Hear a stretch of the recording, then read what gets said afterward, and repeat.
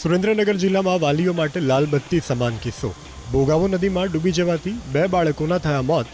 ગૌતમગઢ નજીક આવેલી ભોગાવો નદીમાં 2 ભાઈઓ નાહવા પડ્યા. એ સમયે બંને પિતરાઈ ભાઈ ડૂબી ગયા. ઘટનાની જાણ થતાં ફાયર વિભાગની ટીમને જાણ કરવામાં આવી, જે બાદ બંનેના મૃતદેહોને બહાર કઢાયા અને પોસ્ટમોર્ટમ માટે મૂળી સરકારી હોસ્પિટલ લઈ જવાયા. કિશોરસિંહ જાડેજા અને અજયસિંહ પરમારના મોત થતાં પરિવારમાં શોકનો માહોલ.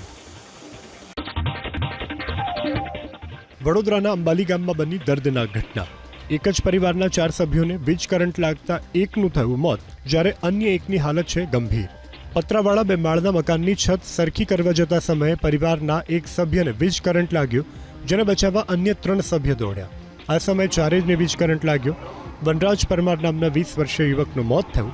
એક મહિલાની હાલત ગંભીર હોવાથી સારવાર માટે હોસ્પિટલ ખસેડાઈ. અરવલ્લીના યાત્રાધામ શામળાજી ખાતે ભક્તોની ભીડ મળી જોવા. પૂર્ણિમાના અવસરે શામળિયાના દર્શને હજારો ભક્તો ઉમટી પડ્યા. ભગવાન શામળિયાને ખાસ વાઘાની સાથે સુવર્ણ અને હીરા જડિત મુકુટથી શણગાર કરવામાં આવ્યો. તો નીચ મંદિરને ફૂલોનો કરવામાં આવ્યો શણગાર. કાળિયા ઠાકરની શણગાર આરતી કરવામાં આવી.